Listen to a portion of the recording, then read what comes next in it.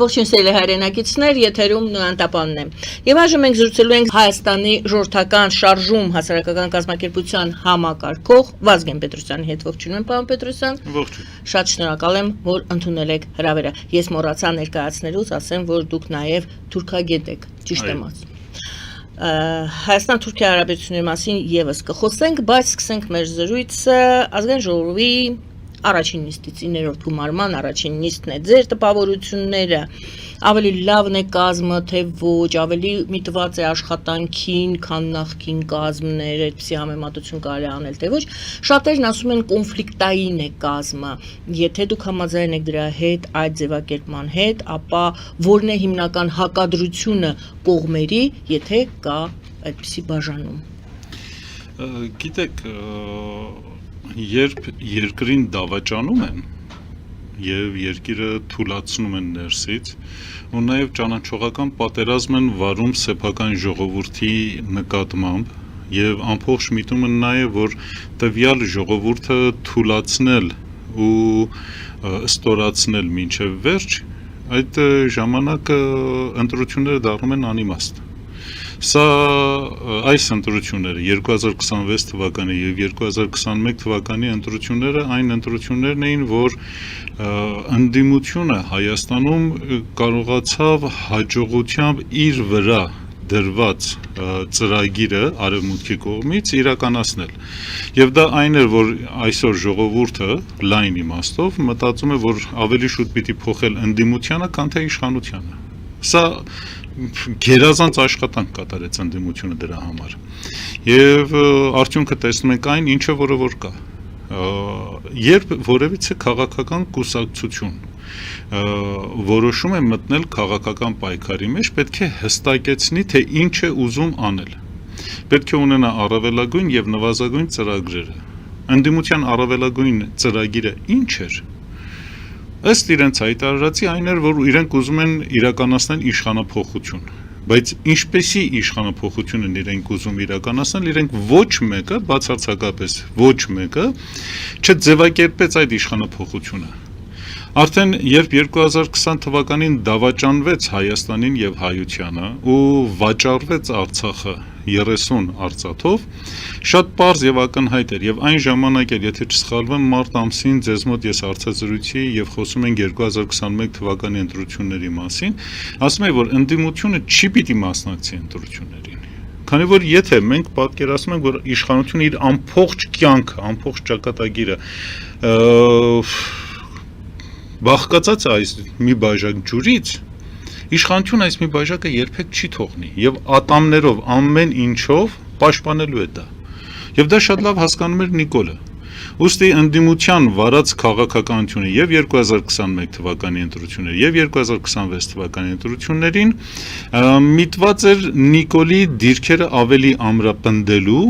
քան թե այն թուլացնելու և այդպես ավելի հարթացնելու արևմտյան ուժերի ներթափանցումը տարածաշրջան և տարածաշրջանից Չինաստան, Իրան, Ռուսաստանը դուրս մղելու։ Այլ միտում այստեղ չկար և այլ միտում չունի այսօր գոյություն ունեցող ընդդիմությունը։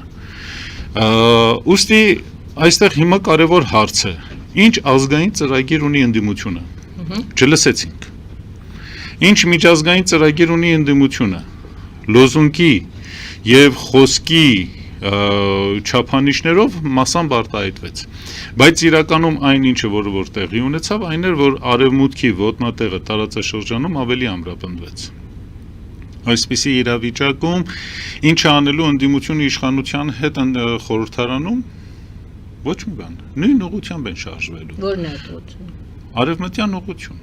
Ընդդիմությունը նպաստում է նույն ընդդիմությունը նպաստելու է ավելի ամրապնդվի արևմուտքի տեղը և դիրքը Հայաստանում, այնպես ինչպես որ նախորդ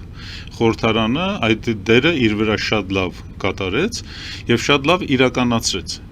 Այդ դեպքում ո՞րն է կոնֆլիկտը։ Ոչ մի կոնֆլիկտ գոյություն չունի։ Ազգային ժողովում կոնֆլիկտային չի։ Բացարձակապես խորքային ոչ մի կոնֆլիկտ գոյություն չունի։ Ոչ մի կոնֆլիկտ գոյություն չունի։ Ռուսաստանի գործոնը։ Ռուսաստանը այստեղ ուժ չունի, ես ունեցել եմ առիթներ ձեզ մոտ ասելու, որ ինչ ունի Ռուսաստանը Հայաստանում։ Հայաստանում չէ, դեռ ազգային ժողովն ենք դիտարկում։ Ազգային ժողովում որևիցե ուժ չկա ազգային ժողովում, որը ռուսամետ լինի, կամ ռուսական շահը ցանկություն ունենա պաշտպանի, գոյություն չունի։ Ոչ Պուտինի ուժեղ Հայաստան համար էր խնդրում Փաշինյանին ապրիլի 1-ին։ Ինքը չխնդրեց, ինքը ասաց, որ կան մարդիկ, ովքեր որ ռուսամետ են եւ գտնվում են բանտում։ Այո։ Բայց այն Բայց ժամանակ ասեց, որ ցանկանում են, որ նրանք քաղաքական կյանքին մասնակցեն Հայաստանում։ բայց Այսինքն ընտրություններին մասնակցեն։ բայց ինքը որևիցե անուն տվեց։ Չէ, Չտվեց։ Արդյոք ինքը որևիցե կուսակցություն մատնանշեց։ Ոչ։ Ովքեր էին բանտում, այդքան դժվար չէ երևի թե։ Բայց այն ժամանակ բանտում էլ չէր, բայց այն ժամանակ ինչ Սամվել մատնանշ- Կարապետյանը բանտում չէր։ Ահա, տեսեք, դուք Սամվել Կարապետյան անվանեցիք, Դուք ինչու։ գիտեք ինչ է, շատ է խոսում, որ Սամվել Կարապետյանը իրականացնում է կամ ներկայացնում է ռուսական շահերը Հայաստան, բայց ինքը երբեք ռուսական շահ չի ներկայացրել։ Եկեք բարձենք դա։ Եթե բարձենք այդ ժամանակ ամբողջ բանը պիտի մենք Չէ, մենք խոսում ենք ազգային ժողովը կոնֆլիկտային Այդ ժամանակ արեք խոսենք ազգային ժողովի դասավորվածության մասին եւ այն ուժերը, ովքեր որ այնտեղ ներկա են։ Գոյություն ունեցող ուժերը, որոնք որ գտնվում են ազգային ժողովում, ոչ մեկը ոչ ունի ազգային ծրագիր, ոչ ունի Հայաստանի համար հստակ ծրագիր եւ ոչ էլ ունի այսպես ասած ազգային մենտալիտետի հասկացողություն։ Իրականության մեջ ազգային ժողովում գոյություն ունեցած ուժերը բոլոր իրականացնում են արևմտյան ծրագիր։ Ուրիշ ոչ մի բան այստեղ չկա։ Այսինքն այնուամենայնիվ նպատակ ունեն այդ ուժերը, որոնք եկել են ազգային ժողով։ Ուզում ենք հարցնել մարդիկ, որ գնում են ազգային ժողովի падգամավոր են դառնում, ինչ պետք է անեն, իրենց աշխատանքի բնույթը ո՞րն է։ Եթե իրենք դրա պատասխանը չեն տվել, ինչ եք ուզում ինձանից։ Իրենք չեն հստակեցրել ինչ են ուզում։ Իրենք գնում են միտեղ, որտեղ որ փոքրամասնություն են, եւ դա ակնհայտ էր դեռ 2023 թվականի սեպտեմբերի 30-ից հետո, երբ Արցախը հայաթափվեց արևմուտքի ջանքերով եւ արևմուտքի օգնությամբ եւ ամեն ինչով։ Եվ ակնհայտ էր, որ արևմուտքը ամեն ինչով թիկունք է կանգնել Նիկոլին եւ իր թիմին, որպես իրենք մնան իշխանության գլխին։ Իրենք ինչ էին ուզում անեին։ Անգամներ առիթ ունեցել եմ ասելու, որ նույն մեթոդաբանությամբ, որը Նիկոլը եկավ իշխանության գլուխ, նույն մեթոդաբանությամբ ընդդիմությունը չի կարող հետ վերցնել իշխանությունը։ Այլ մեթոդաբանություն, այլ հոգեբանություն եւ այլ բացարձակապես այլ աշխատանք էր հարկավոր։ Եթե այդ տնային աշխատանքը իրենք չեն իրականացրել, ինչ են ուզում փոխեն։ Այստեղից սկսում է այդ ամբողջ հարցը եւ այստեղից սկսում է նաեւ այն խնդիրը, որ այսօր ընդդիմությունը ազգային ժողովում բացարձակապես ոչ մի բան ի վիճակի չի անելու։ Բացի այն, որ իրար հայհոյ են, մեկը մյուսին մեղադրի կամ վախեցնի վենդետայով կամ չգիտեմ ինչով։ Հետո Հա, քաղաքական վենդետա, այդպիսի ձևակերպում հնչեց երեք։ Այո, լավ, հետո ինչ եք ուզում։ Հետո ինչ եք ուզում։ Ժողովուրդը բեմեղ չի։ Ժողովուրդը մեղավոր չի, որ իր քաղաքական էլիտան, որը ստեղծվել է դեռևս 1990 թվականից այս կողմ, եւ Լևոն Տեր-Պետրոսյանը, Վազգեն Մանուկյանը եւ մի շարք այլ մարդիկ շատ մեծ դերակատարում ունեցան գոյություն ունեցող քաղաքական էլիտայի ոչնչացմանը եւ առաջ քաշել այսպիսի քաղաքական էլիտա անգրագետներ են։ Քաղաքականության մեջ իրենք ոտաբոբիկ են։ Եվ հիմա դուք ուզում եք այն քաղաքական կուսակցությունները, որոնք որ ոչ ունեն տնտեսական ծրագիր, ոչ ունեն ազգային ծրագիր, ոչ ունեն պետական ծրագիր, ոչ ունեն, չգիտեմ, կրթական ծրագիր, ոչ գիտեն ինչ է արտաքին քաղաքականությունը, ոչ ի վիճակի են վերլուծել աշխարհաքաղաքական իրավիճակները, ուզում եք իրենք ինչ որ մի բան անեն ազգային ժողովում։ Ես չեմ ուզում, բայց նրանք աշխատավարձ են ստանում, չէ՞։ Ցանկացած հիմնարկում, երբ Նիկոլն արդեն 8 տարի է ոչ միայն աշխատավարձ է ստանում, նաև ստանում է պարգևավճարներ եւ այլը եւ այլը։ Ինչ են արել Հայաստանի համար։ Թաղել են Հայաստանը պարտքերի տակ, անգրագիտությունը զարգացրել են, պետական ապահովագրությունը, առողջապահականը գնում է դեպի տապալման, մասնագետները Հայաստանից հեռանում են եւ թրիփ են արեք ասեն։ Թրիփը քաղաքական խոշոր բլեֆ է։ չի պիտի լինել քաղաքագետ, որպեսզի հասկանալ, որ թրիփը խոշոր քաղաքական բլեֆ է։ Քարտեզը դուք դրեք ձեր դիմաց տարածաշրջանի, Կենտրոնական Ասիա, Անդրկովկաս եւ Եվրոպա։ Գալիք աշխարհաքաղաքական նոր ուժերը երկու ուժ են՝ Չինաստան եւ Միացյալ Նահանգներ։ Արդյոք տրամաբանական է, որ Միացյալ Նահանգները ստեղծի մի ճանապարհ, որի կարիքը չկա, քան որ միջին միջանցքը գոյություն ունի, վերին միջանցքը Ռուսաստանով, որը անցնում էր, դա արդեն Ուկրաինա-Ռուսաստանի պատերազմով ոչնչացվել է, ներքևի միջանցքը, հարավային միջանցքը, որը անցնում էր Հորմուզի նեղուցով, Բաբոլ Մենդեբով եւ Սուեզի նեղուցով դեպի Եվրոպա, Չինաստանի ճանապարհը, դա արդեն պատերազմական վիճակի մեջ է։ Հիմա ինչ, դուք կարծում եք, որ Միացյալ Նահանգների խորքային կառավարությունը, խորքային պետությունը կստեղծի մի ապահով ճանապարհ, որը պիտի գա Հայաստանի վրայով անցնի եւ Չինաստանը կարողանա իր ապրանքները տեղափոխի Եվրոպա եւ Չինաստանը հզորանա եւ Եվրոպան։ Արդյոք նմանատիպ մի բան կանի, չի անի։ Թրիփը խոշոր քաղաքական բլեֆ է։ Միացյալ Նահանգները ինքը շատ լավ հասկանում է, որ Ռուսաստանը կայսրություն է։ Այդ կայսրությունը թուլացել է։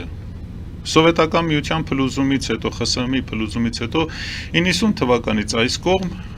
արդեն Ռուսաստանը չափից ավել էր թուլացել ամբողջ նախքին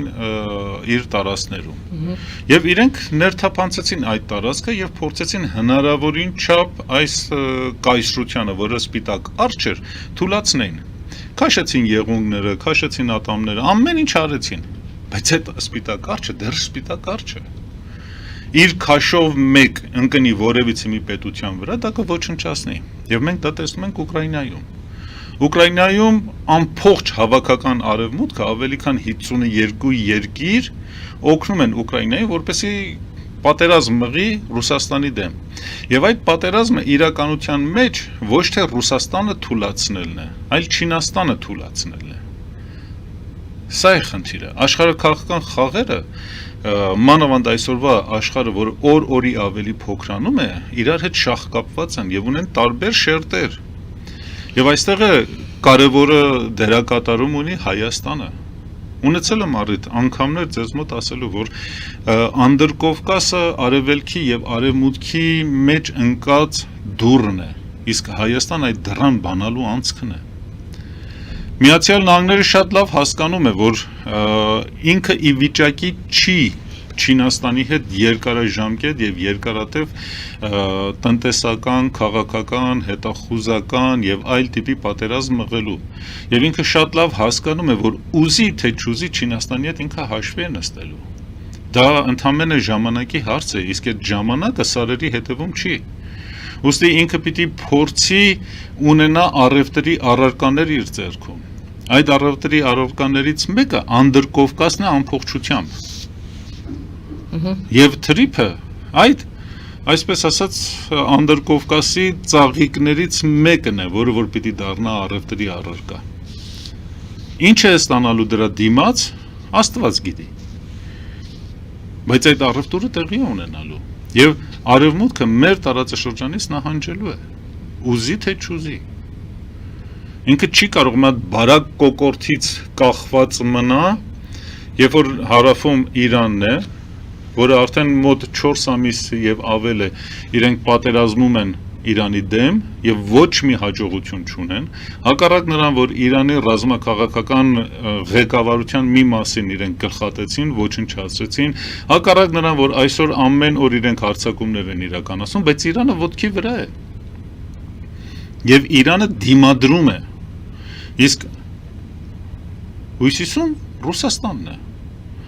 որը ամեն կերպ փորձեցին իրեն ոչնչացնել եւ չի ստացվել։ Գիտեք, այսօր քաղաքականության մեջ, համաշխարհային քաղաքականության մեջ եւ ավելի ցածր քաղաքականությունը, այնինչ որ տեղի ունենում Հայաստանում ու նաեւ մեր տարածաշրջանում, տեղի ունենում քաղաքական խաղ, որը մենք բոլորս փոքր ժամանակ խաղացել ենք։ դա կոչվում է քար մկրատ թուղթ։ Այդ քաղաքականությունն է հիմա իրականացվում։ Ամեն մեկը կախված իրավիճակից, կախված տարբեր հանգամանքներից, կախված տարբեր տնտեսական աշխարհաքաղաքական իրավիճակից իր վրա վերցնում է տարբեր դերակատարում։ Կարող է քարի պատկեր վերցնի, կարող է մկրատ կամ թուղթի։ Խնդիրը նա է, որ տվյալ պահին ինչ իրավիճակ է եւ իրավիճակային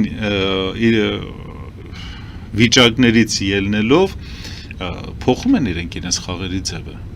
Սա կարևոր հանգամանք է, որը ամբողջությամբ փորձում են ներկայդրությամբ եւ ընդդիմությունը եւ իշխանությունը մեր ժողովրդին Հայաստանից սփյուռք շեղեն այդ ամեն ինչից։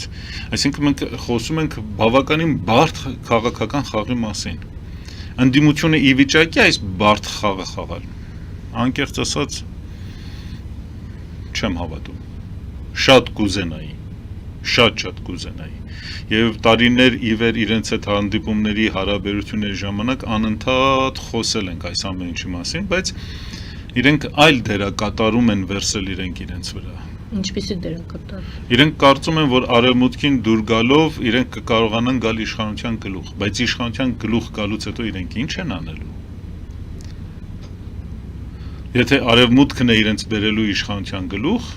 դուք ընդդիմություն եք ասում, ում նկատի ունեք։ Ամբողջական։ Քանի կուսակցություն այս տարի մասնակցեց ընտրություններին։ Բոլորը խաղացին արևմտյան խաղ, բացարձակ բոլորը։ Եվ ոչ մեկը չուներ ազգային ծրագիր, ոչ մեկը չուներ ազգային մոտեցում, ոչ մեկը չուներ երկիրը այս փոսից հանելու հստակ ծրագիր։ Նիկոլը այնքան սխալներ թույլ տվեց, որ ոչ մեկից չօգտվեց ընդդիմությունը, ոչ մեկից։ Քան որ իրենք չուզեցին օգտվել այդ իրավիճակից, տպավորությունն է այնպես է, որ իրենք կսպասում են, ընդդիմությունը սպասում է, որ Նիկոլը ինչ որ պիտի վաճառի ամբողջությամբ վաճառի, եւ հետո վերջում կան ասեն արևմուտքից կան, ասեն գիտեք ինչ է, Նիկոլը արդեն իրեն սպառել է, Նիկոլը պիտի գնա, Մավեր կատարեց իր գործը, Մավերը պիտի գնա։ Եվ իրենք գան նստեն Մավերի տեղը։ Եվ հետո ինչ պիտի անեն, շարունակեն նրա գործը։ Այդ ժամանակ ազգային ժողով ինչ կոնֆլիկտի մասին ենք մենք խոսում։ Նախորդ ընդդիմության մեջ էլ ազգային ժողովում եւ իշխանության մեջ մեծ հաշվով, երբ որ վերևից նայում եք, այդ խճանկարում ոչ մի տարբերություն չկար։ Մարդկանց դեմ քրեական գործ հարուցելը, մարդկանց դերքից ինչ որ բաներ խլելը, ինչ որ գործարանները վերցնելը, չգիտեմ ինչեր անել, դա չի նշանակում, որ գոյություն ունի խորքային խնդիր։ Քաղաքականությունը այդպես պարզ չի, ինչպես որ փորձում են մեզ համոզեն, որ այդպիսի պարզ պատկեր ունի։ Պարոն Պետրոսյան, ուրեմն առաջին հարցը վերաբերում էր ազգային ժողովին, դուք ասում եք սուտ է դա, այդ կոնֆլիկտայնությունը միֆ է, իրականում ոչ մի կոնֆլիկտ գոյություն չունի, հակադիր հայացքներ չկա։ Դուք ասում եք իշխանությունը բաժակնել ցույց տվեցիք, պաշտպանում է իր իշխանությունը եւ ընդդիմությունն էլ այսպեսի ձևակերպում արեցիք, հետ բերել իշխանությունը, այսինքն ռևանշիզմ են ինչ որ սիրում են խոսել։ Ոչ մի ռևանշիզմ գոյություն չունի։ Ձևակերպումը տալիս։ Ոչ մի ռևանշիզմ էլ գոյություն չունի։ Դա է տեղի ունենում։ Ինչ է տեղի ունենում ազգային ժողովում։ Ոչ մի բան։ Իրենք օգնում են, որ տեսեք, Նիկոլի ամբողջ կյանքը, Նիկոլի եւ իր ԿՊ-ի ամբողջ կյանքը կախված է իշխանությունից։ Լավ, պաշտպանում են իշխանությունը, իրենք պաշտպանում են, օգնում է որ պաշտպանեն։ Նրանք եկել էին իշխանափոխության կարգախոսով, չնայած ազգային ժողովում իշխանափոխություն, երևի օրենք պետք է ընդունեն, օրենքներ պետք է ընդունեն։ Երբ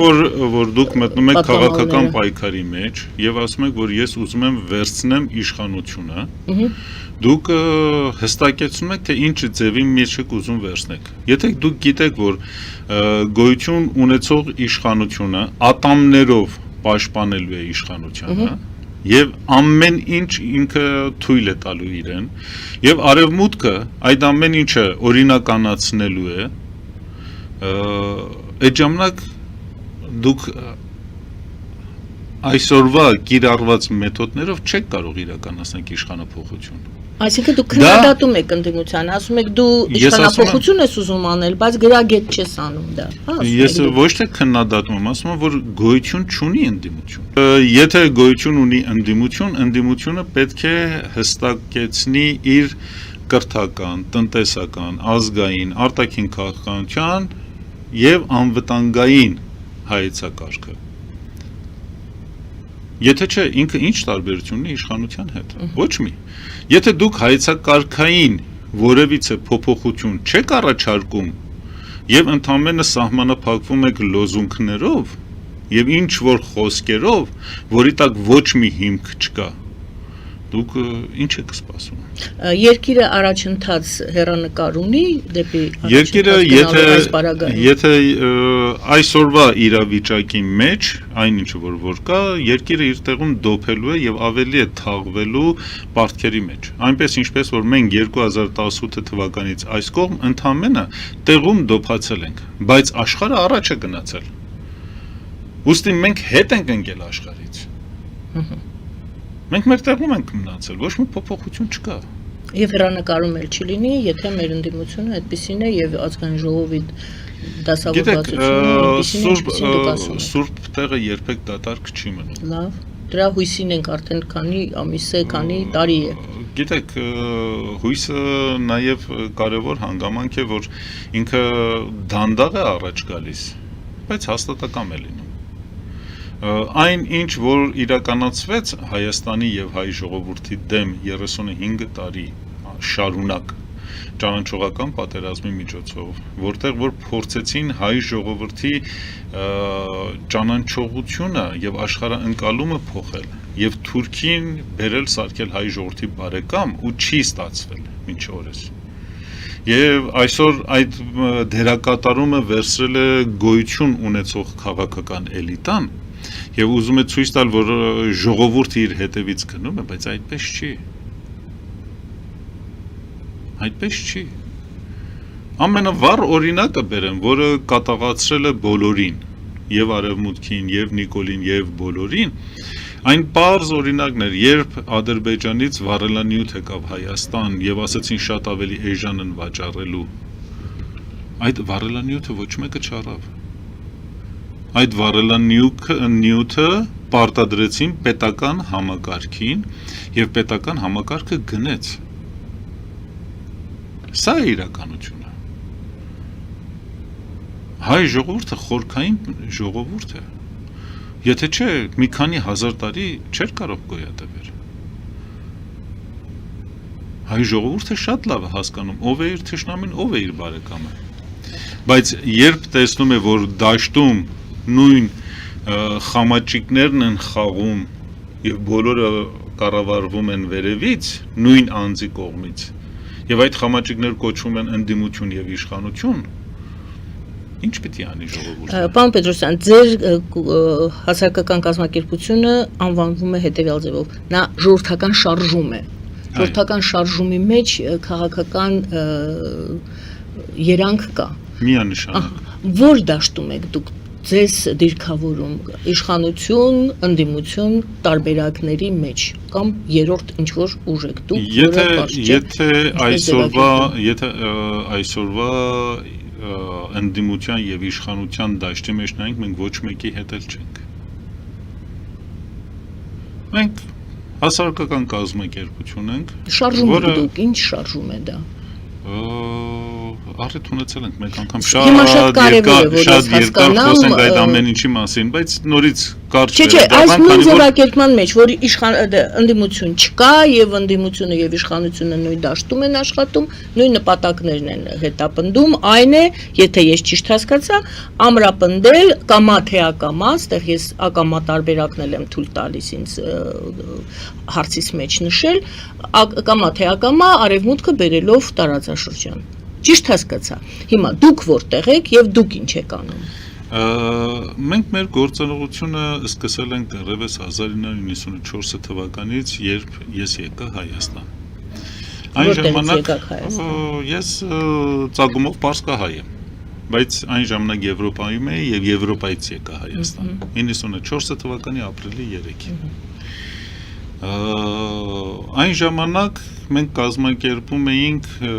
տարբեր հայտնի մարդկանց Սիլվա Կապտիկյան, Գրիգոր Գուրզադյան, դրամատուրգ Աննա Պետրոսյան եւ շատ ու շատ այլ ուրիշներին տանում էինք տարբեր դպրոցներ 8,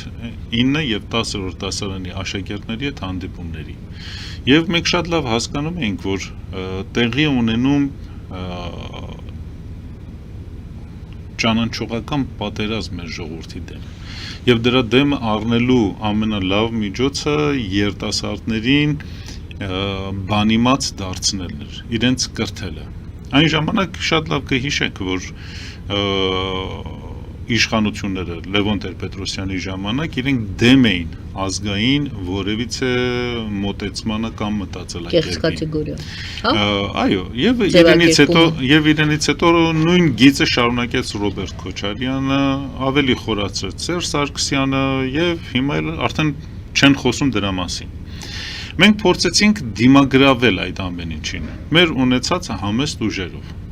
մեր կազմակերպության անվանումը ինքը շատ հստակ է Հայաստանի ժողովրդական շարժում ՀԿ է ինքը հասարակական կազմակերպություն մենք փորձում ենք մեր համեստ ուժերի սահմաններում դիմադրել այս համընդհանուր փլուզմանը հասարակությունները ընդհանրապես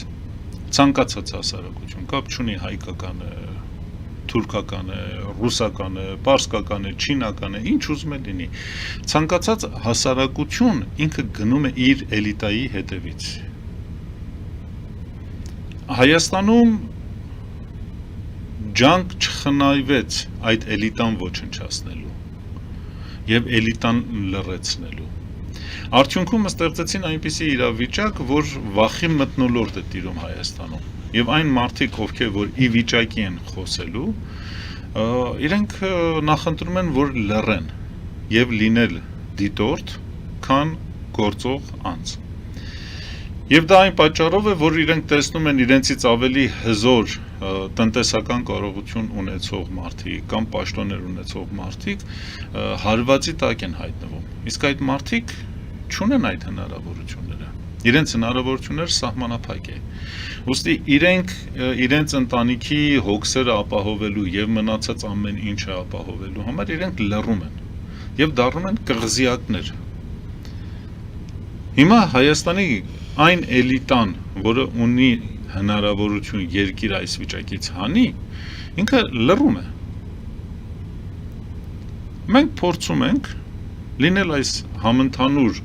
բարոյա հոգեբանական փլուզման մեջ մեր ուժի չափով պահել Հայաստանի դրոշը Շնորհակալ եմ գովազդ ենք հրատարակելու եթերում որից հետո խոսելու ենք հետևյալ հարցի շուրջ դուք ասացիք որ այն ինչ անում է քաղաքական իշխանությունը եւ ընդդիմությունը դա բերում է արևմուտքը դեպի տարածաշրջան մի քիչ վաղ ավելի ասացիք տարածաշրջանից դուրս են մղվում Չինաստանը եթե ես գրեցի Իրանը եւ Ռուսաստանը Չինաստան, Իրան, Ռուսաստանը դուրս են մղվում եւ ամեն ինչ արվում է որպեսզի արևմուտքը մտնի բայց երբ որ ես հարցրեցի թրիփ դուք ասացիք թրիփը դա խոշոր քաղաքական բլեֆ է քանի որ կարող եմ ես այսպես հասկանալ արևմուտքը այնուամենայնիվ չի մտնելու տարածաշրջան Միացյալ Նահանգները չեն մտնելու տարածաշրջան հարցիս սա թեմաներ որը ուրվագծեցի գովազդից հետո այս թեմայով կզրուցենք գովազդի սիրելի բարեկամներ մնացեք մեզ հետ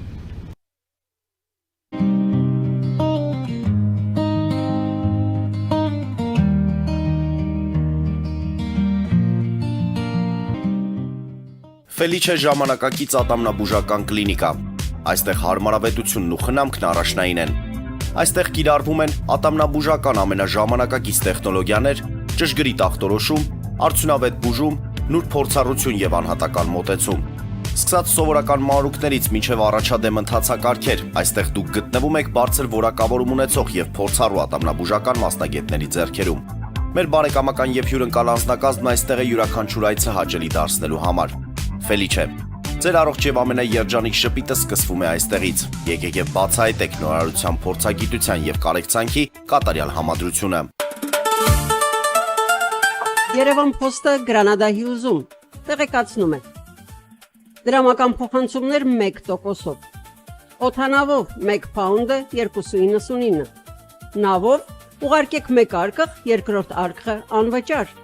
Ավտոմեքենաների փոխադրում անհավատալի արժեքներով։ Ինչպես նաև կահույք եւ մեծ չափի բեռների փոխադրում։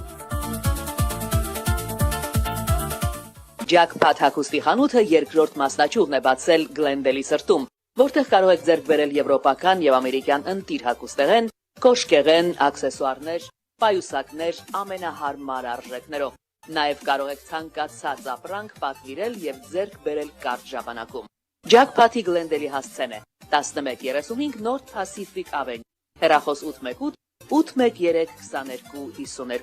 Jackpot հագուստի լավագույն կենտրոնը Գլենդելում։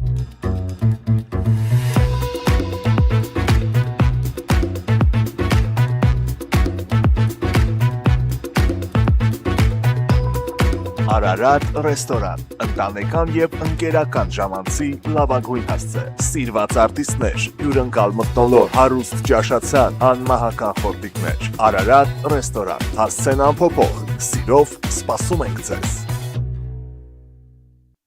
Լավագույն պաղպաղակ, բնական, համեղ եւ մատչելի գներով պաղպաղակը կարող եք ձեռք բերել բոլոր հայկական խանութներում։ Պահանջեք հայկական պաղպաղակ, Թամարա պաղպաղակ։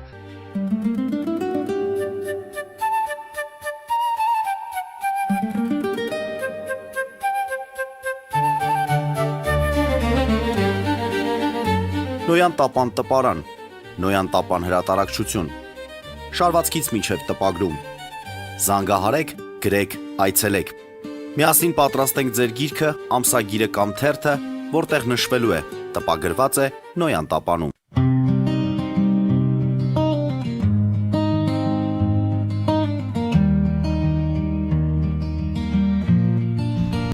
Սիրելի բարեկամներ, հիշեցնեմ, որ մենք զրուցում ենք Հայաստանի ժողովրդական շարժում հասարակական կազմակերպության համակարգող թուրքագետ Վազգեն Պետրոսյանի հետ։ Եվ այսպես, պարոն Պետրոսյան, Չինաստանին, Իրանին, Ռուսաստանին դուրս են մղում տարածաշրջանից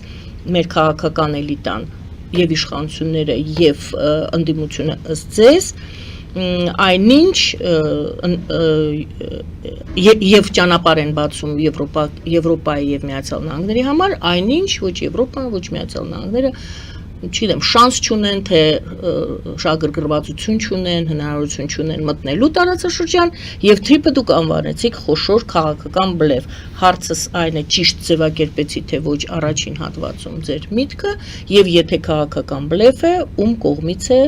եւ այդ բլեֆը վարվում եւ ինչ նպատակ ունի, բայց դա երկրորդ հարցն է։ Առաջինը դուրս մղել եւ տարածաշրջանում Չինաստան դուք նշեցիք, դա սկսենք այդտեղից։ Ինչու է Չինաստանին համարում, որ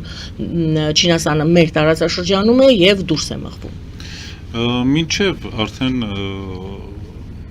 գովազդը, որ ընդմիջվեր, գովազդով, ասացի, որ Չինաստանը եւ Միացյալ Նահանգները հաջորդ համաշխարհային համակարգի հիմնական երկու թևերն են լինելու։ Այս թևերի բախումը լինելու է եւ տնտեսական, եւ տեղեկատվական, եւ անվտանգային, ամեն կերպ լինելու այդ պատերազմը։ Մի ուղում մտցնեմ, որ Միացյալ Նահանգները եւ Եվրոպան իրենք փորձել են Ռուսաստանի թուլությունը օգտագործել եւ իրենք մտել են ռուսական տարածք։ Այդ դա եղել է եւ Արևելյան Եվրոպան, եւ Կենտրոնական Ասիան, եւ Անդրկովկասը, եւ իրենք մտել են այս տարածաշրջան։ Երբ մասին եք խոսում։ 1991 թվականից մինչ օրս։ Մինչ օրս։ Մինչ օրս։ Դա ռուսական տարածք է։ Գիտեք, ուզում եք ընդունեք, չեք ուզում մի ընդունեք, գոյություն ունի համաշխարհային խաղ։ Եվ այդ համաշխարհային խաղի մեջ ամեն ինչ շատ հստակ է։ դուք չեք կարող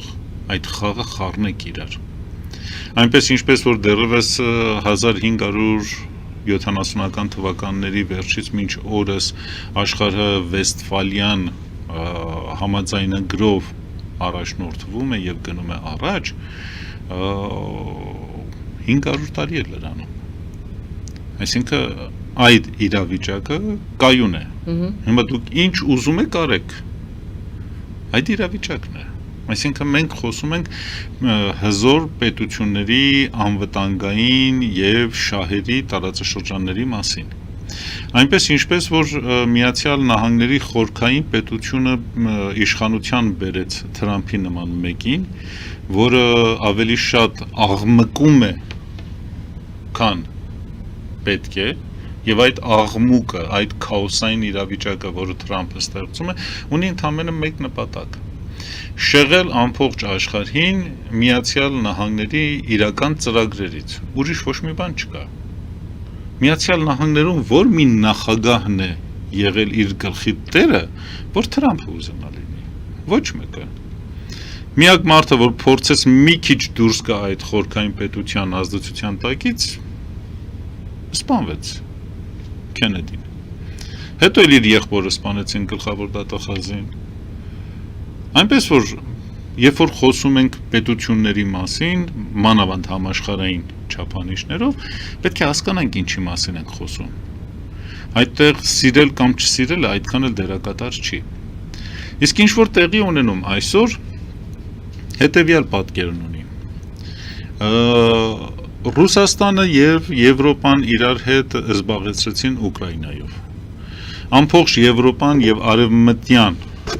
ուժերը իրար հետ միավորվեցին, որպեսզի կարողանան Ռուսաստանը հնարավորին չափ թուլացնել եւ Ռուսաստանը քայքայել։ Ոչ թե նրա համար, որ այնտեղ կա Ռուսաստան, այլ նրա համար, որ Ռուսաստանը աշխարհի խոշորագույն բնական ռեսուրսների տեր պետություն է։ Հայտնաբերված ռեսուրսով, այսօրվա գներով Ռուսաստան ունի շուրջ 74 տրիլիոն դոլարի բնական ռեսուրս։ Սա պաշտոնական թիվ է։ Հետո նոր Միացյալ Նահանգներն է, մոտ 40 տրիլիոն։ Այսօր այդ գալացող նոր համաշխարհային համակարգի մեջ Չինաստանը կարիք ունի այդ ռեսուրսներին։ Ուստի իրենք պետք է քայքայեն քանդեն Ռուսաստանը, որպեսզի Չինաստանը չհզորանա։ Այս խաղն է տեղի ունենում։ Մեծ շախմատի խաղասեղանին այս խաղն է տեղի ունենում։ Բայց այն ինչը, որը որ փորձում են մեզ ներկայացնել, այլ բան է։ Երկրորդ կարևոր խնդիրը։ Ռուսաստանը երբ պարզ դարձավ, որ այդքան էլ արագ չի սպառելու իր ուժերը, անցան երկրորդ ծրագրին, որը լինելու է ռուս-թուրքական բախումը։ Ռուս-թուրքական բախումը տեղի կունենա Սև ծովում եւ մեր տարածաշրջանում։ Եվ նորից նույն նպատակն է հետապնդելու՝ թուլացնել Ռուսաստանը, որպեսզի չհզորանա Չինաստանը։ Միացյալ Նահանգները ուղիղ հարձակում իրականացրեց Իրանի վրա, ընդամենը մի նպատակի համար, որպեսզի քայքայեն Իրանը, որ չհզորանա Չինաստանը։ Այսօր Միացյալ Նահանգները փորձում է հետ վերադառնալ Աֆրիկա տարբեր ծրագրերով, քանի որ 2000 թվականին Աֆրիկայում 54 պետության մեջ Միացյալ Նահանգները եւ արևմտյան պետությունները հիմնական տերն էին Աֆրիկայի։ Իսկ այսօր Աֆրիկյան 54 պետություններից ամբողջ արևմուտքը միայն ներկայություն ունի մի տեղ՝ Ջիբութի։ Իսկ մնացած տեղերում Սուդանում, Եթովպիա եւ այլ տեղերում իրենք հրահրում են պատերազմներ, որպեսզի քաոսային իրավիճակ ստեղծվի եւ չհզորանա Չինաստանը։ Սա է այն ամբողջ նպատակը, որը հետապնդվում է։ Հիմա այսպիսի խաղի մեջ թրիփը չի կարող լինել տնտեսական ծրագիր կամ անվտանգային ծրագիր, որ Չինաստանի ապրանքները գան եւ Հայաստանի վրայով գնան դեպի Եվրոպա։ Սա սուտ է։ Խոշորագույն բլեֆն է մեր տարածաշրջանի համար։ Այս ծրագրի հիմնական նպատակը նա է, որ Սյունիքը առանձնացվի Հայաստանից եւ Թուրքիան իր ոտնատեղը տարածաշրջանում ավելի ամրապնդի եւ բախում տեղի ունենա ռուս-թուրքական։ Այդ բախումը արագացնելու համար Միացյալ Նահանգները 2022 թվականին սկսեց ֆինանսավորել Սև ծովից դեպի Միջերկրական ծով գնացող երրորդ ջրանցքի կառուցումը։ Ինչու է այդ ջրանցքի կառուցումը կարևոր Միացյալ Նահանգների համար։ Քանի որ համաձայն Մոնրոյի համաձայնագրի կնքված 1927 թվականին, որտեղ որ հստակ նշված է Մարմարայի եւ երկրորդ ջրանցքի անունը մոռացա այդ երկու գոյություն ունեցող ջրանցքները Էգեյան եւ Մարմարայի ջրանցքները ենթարկվում են այդ պայմանագրին եւ այդ պայմանագրից ելնելով երրորդ որևիցե պետություն իրավունք չունի իր ռազմանավերը մտցնի Սև ծով բայց այս երրորդ ջրանցքը որը կառուցվում է սա չի ենթարկվելու այդ պայմանագրին եւ այդ ժամանակ արևմուտքը մասնավորապես Միացյալ Նահանգները կարող է իր ռազմածովային ուժերը ուղարկել Սև ծով Եվ սա հրահրելու է ռուս-թուրքական պատերազմը։ Սա է խնդիրը։ Այսինքն մենք գործ ունենք ավելի մեծ խաղի հետ, եւ այս մեծ խաղի մեջ Հայաստանի եւ ոչ մի նախագահ Լևոն Տեր-Պետրոսյանից սկսած մինչեւ օրս չուզեց ամրապնդել հայության դիրքերը որպեսի հայ ժողովուրդը չդառնա մանրադրամ եւ չգծվի սեղանի վրա որպես խաղակարդ։ Իսկ հայ ժողովուրդը այդ հնարավորություն ուներ։ Մենք ունեինք հսկայական ռեսուրս Սփյուռք անունով, բայց այդ ռեսուրսը այսօր օտարացած է Հայաստանից։ Ինքը որևիցե դերակատարում չունի Հայաստանում։ Սա է խնդիրը։ Մենք մեր ամբողջ հզոր ռեսուրսը ջլատեցինք, մխսեցինք, ոչնչացրեցինք հանուն արևմտյան շահերի։ Որոնք սին են, ըստ ձեզ, որոնք չեն իրականում։ Ոչ թե որոնք սին են, արևմուտքը իր ծրագիրը շատ հստակ է։ Հայաստանի հաշվարկը դրա վրա։ Հայաստանի հաշվարկ ունի ընդհանրապես Հայաստանը ինչ-որ ոչ միայն Հայաստանը, այլ ամբողջ Անդրկովկասը ոչ մի հաշվարկ չունի։ Իրենք այս տարածաշրջանը դիտարկում են որպես մի տարածք։ Ադրբեջանը նույնպես Ադրբեջանը նախկինում մտնում էր։ Նույնպես Ադրբեջանը։ Նույնպես Ադրբեջանը մտնում է այդ ամբողջ խաղի մեջ։ Այսօր Ադրբեջանը ինչ է իրենից ներկայացնում։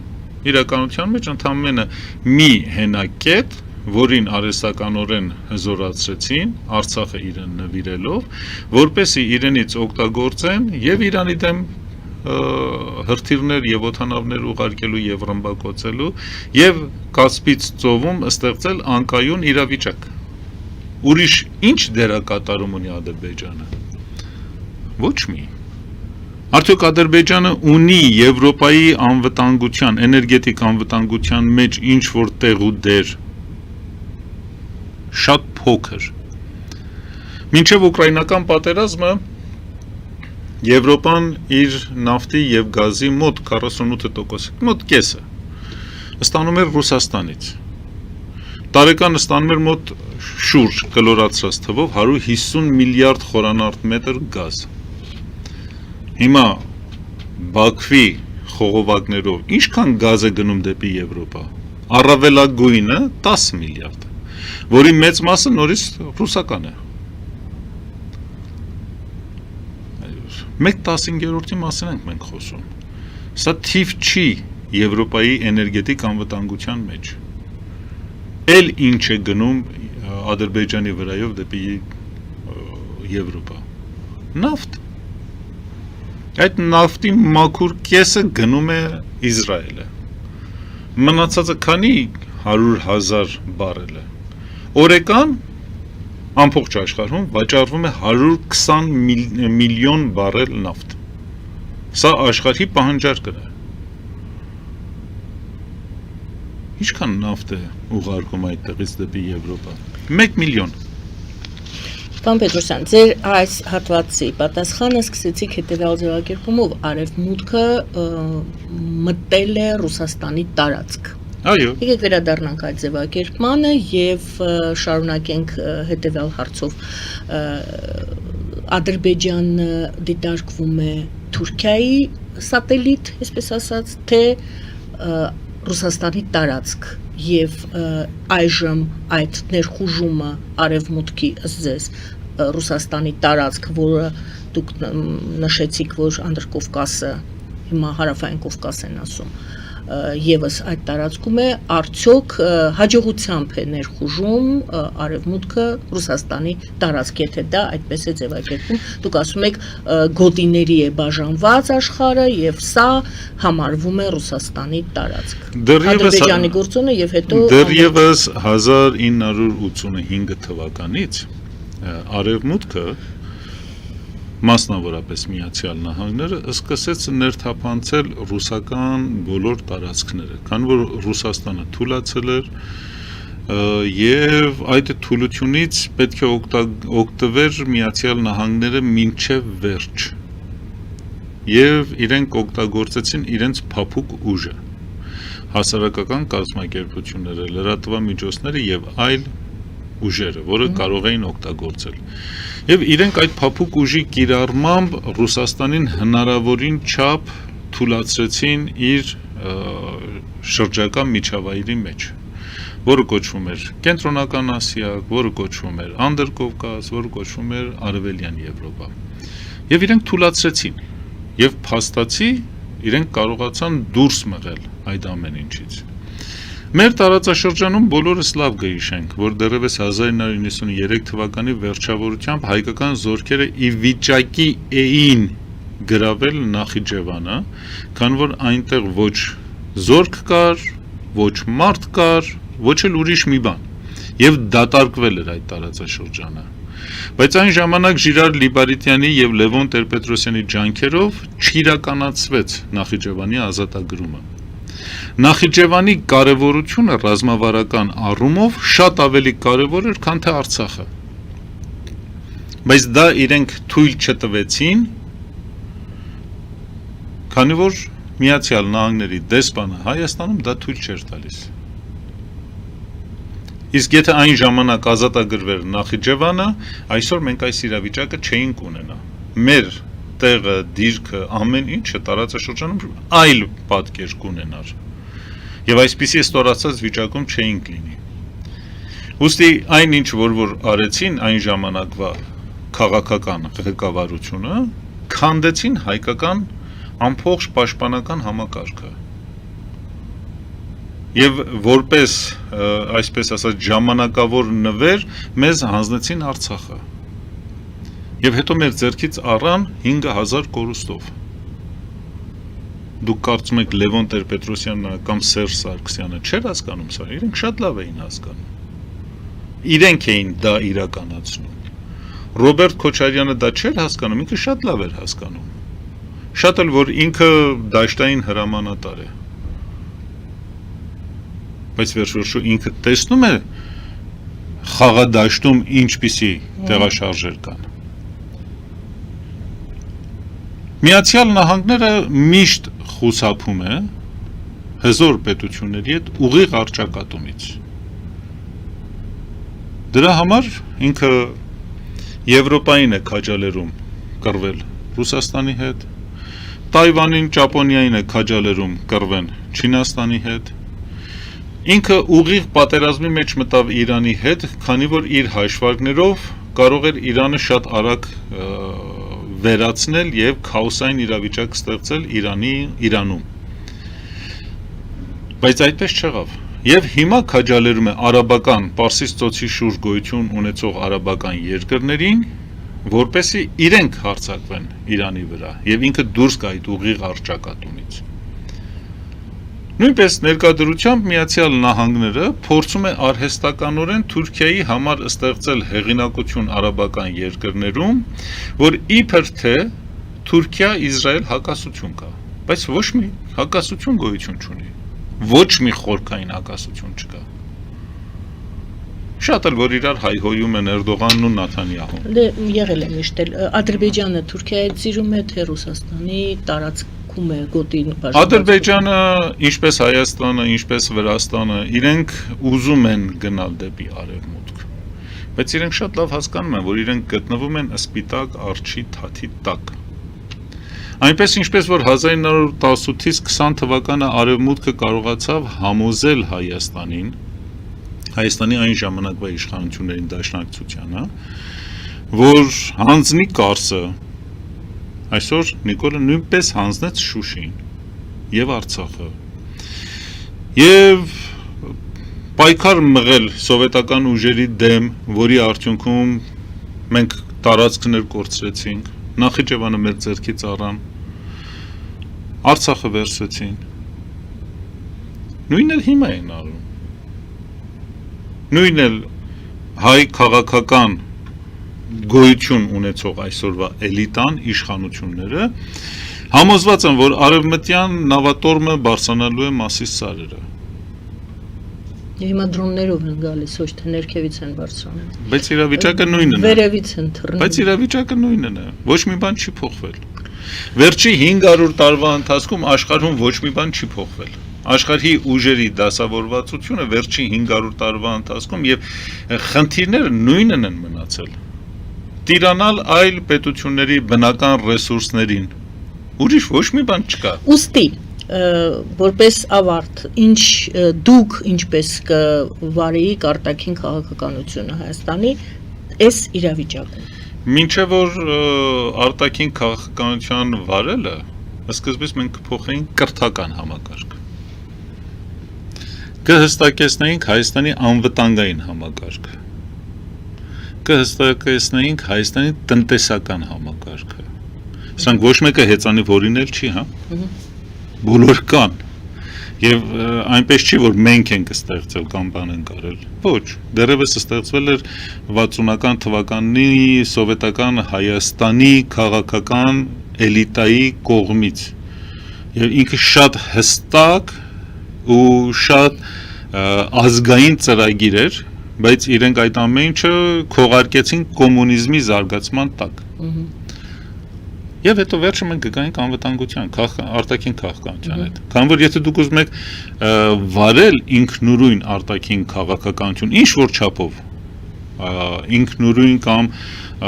այսպես ասած անկախ քաղաքական արտաքին քաղաքականություն, դուք պետք է ունենաք հզոր հասարակություն։ Իսկ հասարակությունը հզորանում է, երբ որ ունի հստակ կրթական համակարգ։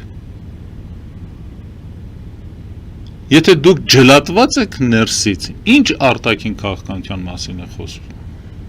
Եթե դուք չունեք տնտեսություն, ինչ արտաքին քաղաքականության մասին է խոսվում։ Եթե դուք չունեք անվտանգության համակարգ,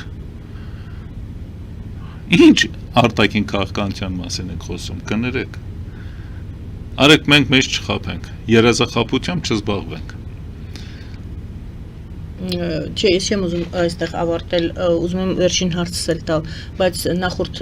իմ հարցին դուք ասացիք եւ Ադրբեջանը, եւ Վրաստանը, եւ Հայաստանը ձգտում են դեպի Եվրոպա, բայց նրանք երեքն էլ գտնվում են սպիտակ արջի տակ։ Կներեք, Եվրոպան մեռած կենդանի է։ Այդ դեպքում Եվրոպան գոյություն չունի։ Ահա, նա մեռած կենդանի, իսկ սպիտակ արջը ռեալ ուժ է։ Ըստ ձեզ։ Եվրոպան մեռած կենդանի է։ Պարզապես բոլորը ուզում են, որ ինչ-որ ճոխ հուղարկավորություն անեն, որի ֆինանսական միջոցները չունեն։ Եվրոպան Եվրոպա էր, քանի դեռ ուներ Աֆրիկա, եւ այնտեղի բնական ռեսուրսները թալանալով հարստանում էր։ Հիմա չունի։ Եվրոպային քացով դուրս են շպրտել Աֆրիկայից։ Ինչով է ուզում հզորանա։ Ինչ բնական ռեսուրս ունի Եվրոպան։ Այն գիտակրթական եւ մնացած ամեն ինչ որ ունի, արդեն այնտեղից գաղթում է։ Պարոն Պետրոսյան, այդ դեպքում, եթե դու գտնվում ես սպիտակ արջի տակ, ինչու ես քո կրթական համակարգը վերականգնում, վերանայում, տնտեսությունը վերականգնում, այնա մնա շարունակի մնալ սպիտակ արջի տակ, ինչպես Բայց ես ասացի, որ մնա սպիտակ արջի տակ։ Այ հիմա հարցնում եմ, ինչ դրա համար հարցեցի, ինչ կանեիք դուք։ Երկրորդ հերթին։ Արեք անկեղծ լինեք։ Անկեղծ հարցնում եմ, արեք մեզ չխաբենք։ Խնդրեմ։ Ռուսաստանը 1800-ական թվականներին Թուրքմենչայի եւ Գուլիստանի պայմանագրով հայության քանակը մեր տարածաշրջանում, որը հայկական էր, շատացրեց։ Պայմանագրերի մեջ հստակ նշված էր, որ Պարսկաստանի կառավարությունը պետք է թույլ տա այդ երկու պայմանագրերով մի քանի հազար հայություն հետ վերադառնան այս տարածաշրջան։ 150,000 մասին է խոսքը։ Ամեն մեկով 150,000, լինում է մոտ 300,000 հայության մասին։ Այն ժամանակվա համար դա շատ մեծ թիվ էր։ Սա մեկ։ Երկրորդ հերթին Ռուսաստանը աշխարհի խոշորագույն պետություն է իր տարածքով։ Մոտ 19 միլիոն քանի 100,000 քառակուսի կիլոմետր։ Արդյոք ինքը խնդիր ունի Հայաստանը վերցնի։ Հայաստանը իր համար կարևոր է անվտանգային առումով։ Լավ, ինչ կլինի, որ այդ անվտանգային պարտականությունը մենք ինքներս կատարենք մեր ձեռքով։ Նույն սովետական միության ժամանակ չէր, որ հայ քաղաքական էլիտան Զարուբյանի եւ մնացածի գլխավորությամբ կարողացան Հայաստանը հետամնաց գյուղատնտեսական պետությունից սարքել լուրջ արդյունաբերական պետություն։ Ինձ կպատասխանեն առաջին հանրապետությունը եթե չքանդեին Առաջին հանրապետությունը եթե չներխուժեր մենք էլի կկարողանայինք Առաջին հանրապետությունը երբ որ ստեղծվեց ուներ 67000 քառակուսի կիլոմետր։ Իսկ Ալեքսանդրապոլի պայմանագրով, որ Սիմոն Վրացյանը ստորագրեց, ինքը համաձայնվել էր ընդամենը 9000 քառակուսի կիլոմետրով։ Եթեներով չենք խոսում, մենք խոսում ենք փաստերով։ Նիկոլն էլ կասի, որ եթե ինձ չխանգարեին, բայց ով էր խանգարում, Արցախը ձեռքի տակ էր, Արցախը համարվում էր Հայաստանի էներգետիկ համակարգի, սննդամթերքի, գյուղատնտեսական, ամեն ինչի ջրային ռեսուրսների անվտանգության վահանը, ինչու հանձնեցիր Թուրքին։ Ինչ արեցին։ Ունի Փաշինյան գիշեր։ Ոչ մի բան չունի ինքը։ Չէ, ինքը ոչ մի բան չունի։ Դա ինչ-որ կադաստրի մասին էր խոսում, կադաստրի թղթի մասին էր խոսում եւ Հայաստանի Նիկոլը ինքը սահմանների գիտեք ինչ է, երբ որ ցանկացած գողի կամ մարդասպանի կամ հանցագործի որ բռնում եք, այդ մարդը ունի հստակ պատասխան։ Դե հա, ուզում եմ ասեմ, չի ուզում կրկնեմ պատասխանը, բայց նա իր պատասխանը այդ ժամանակ արեք հանցագործներին էլ արդարացնենք, ասենք այդ մարդը ունի հստակ պատասխան։ Արդարացնելու մասին չի խոսքը, հարցս այն դուք ասում եք Եթե դուք պնդում եք եւ կրկնում եք նույն պատասխանը, որը ասում եմ, նա այդպես է պատասխանում։ Ես ասում եմ, որ դա դավաճանի պատասխանն է, դա հանցագործի պատասխան է։ Եթե այդպես լիներ, աշխարհը իմ արդեն հանցագործությունը տարել էր։ Բոլոր դատավորներ կասեն, քանի որ հանցագործը ունի հստակ պատասխան, մենք ներում ենք այդ հանցագործին։ Պարոն Պետրոսյան, Հայաստանի Հանրապետությունը անկախ պետականություն պետք է ունենա, թե ոչ։ Ես կարծում եմ, որ բոլոր նրանք, ովքեր որ աշխատում են այդ ուղղությամբ, անկախությանը, ոչ թե բառերով, լոզունգներով, խոսքով, այլ իրականության մեջ չեն կարող դեմ լինել Հայաստանի անկախությանը։ Իզորու է ունենալ Հայաստանի Հանրապետությունը միանշանակ, այո, քանի որ մենք ունենք երկու հիմնական լծակ։ Մեկը մեր արմատներն է, մեր էությունն է, որը որ շատ խորն է, երկրորդը սփյուռք, որին 35 տարվա ընթացքում փորձել են ջլատել, ստորացնել, Հայաստանից հեռացնել։ Եթե մենք կարողանանք այս երկուսը իրար հետ համախմբել եւ հստակ պետական եւ ազգային ծրագիր ունենալ, միանշանակ այո, ինչու որ ոչ։ Մենք այժմ ամուր ենք եւ ունենք այդ հեռանկարը։ Ոչ, չունենք ամրություն, մենք չունենք այդ հեռանկարը ներկա իշխանության հետ կապելը նման է նրան, որ Տիտանիկը նկարել, խորտակվում է, կործանվում է, իսկ մենք կայնած կողքից փրկագրական օղակը մեր թևերի տակ է եւ նկարում ենք։ Հարվածը ադրբեջանա-թուրքական կողմից է պետք սպասել, թե ռուսական կողմից է պետք սպասել։ Եթե շարունակվի այսպես, հարվածը լինելու է բոլոր կողմերից, ինչու՞ չէ նաև Իրանի կողմից։ Երբ որ դուք ժողովրդին մղում եք դեպի կողմնորոշման,